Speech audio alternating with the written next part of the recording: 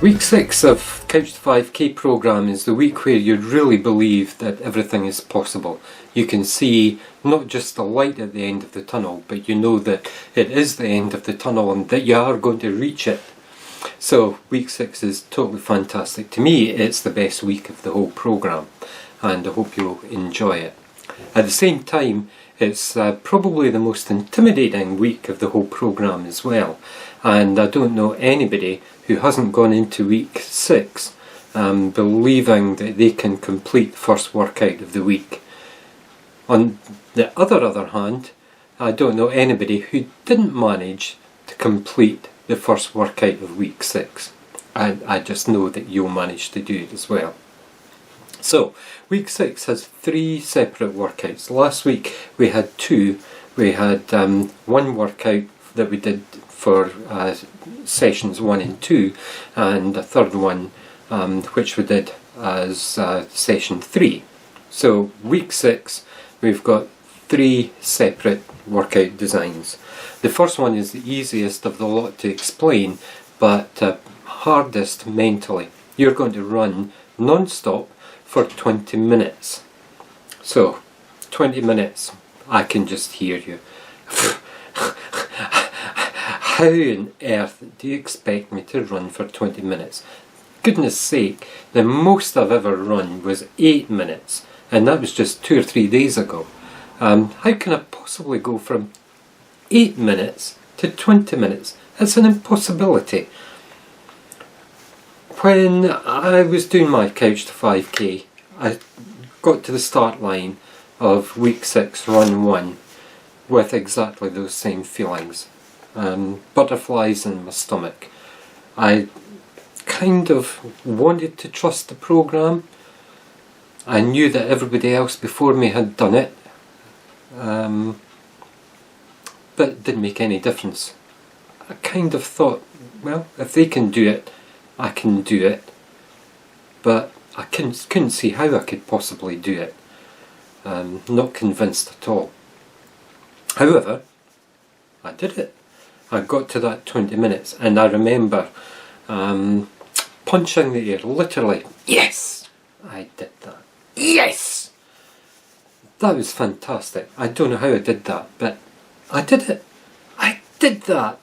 Yes! The fact that it was in the middle of the local time, and I was so glad it was in the evening and there was nobody around to see me doing that. But yeah, it was just such a fantastic feeling. So, we've had almost 400 people through the Falkland Couch to 5k at the time that I made this movie, and nobody, literally nobody, that has turned up for week 6 didn't get through the workout. It's true to say that a few people, I wouldn't say it was many more than 1 or 2 handfuls, kind of gave up and had a what I would call a sneaky little walk when nobody was watching.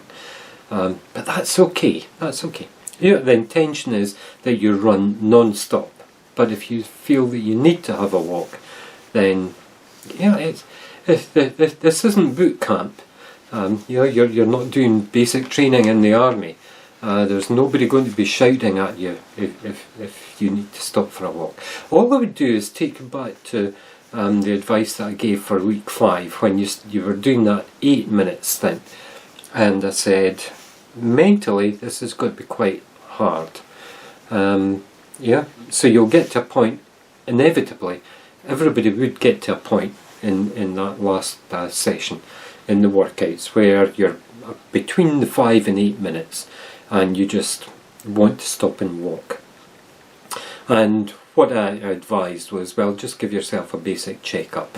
How's your chest? Any pains, any tightness? No. How's your breathing? Is it really laboured? Yeah, out a puff, but not laboured. That's okay. How's your legs? Are they sore? Well, they're tired. No, that's not what I mean. Are they sore? Are they painful? No. They're tired though. Yeah, I understand they're tired. They're not painful. So, no tightness, no pains in the chest, breathing's not usually laboured, there's no massive pains in your legs or your feet, then it's the troublesome chimp. It's all in your head. Make that decision to carry on. Just take a deep breath and say, I'm going to carry on.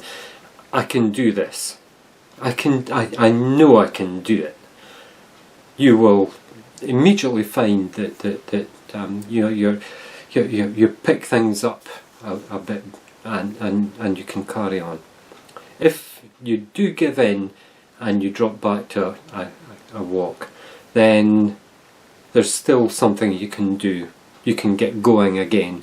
So give yourself a limit and say, I'm only going to walk for 10 paces, or I'm only going to walk for 5 paces, or I'm only going to walk to the next tree or the next lamppost, and then I'm going to get going. But get going again.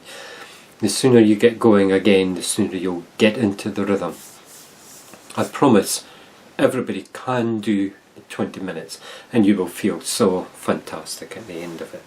So best of luck for that. You don't need my luck. You're ready for it. The program is superbly designed. It's designed that you are ready. All you need to do is believe that you can do it and everything will be fine. Okay, so once that's done, then you may feel a little bit disappointed that workout 2 is taking you back into walking.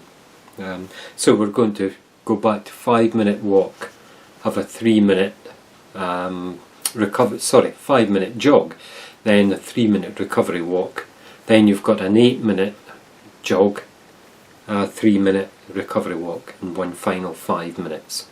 So that should be absolutely okay. So it is important that you do this jog walk regime as your second one.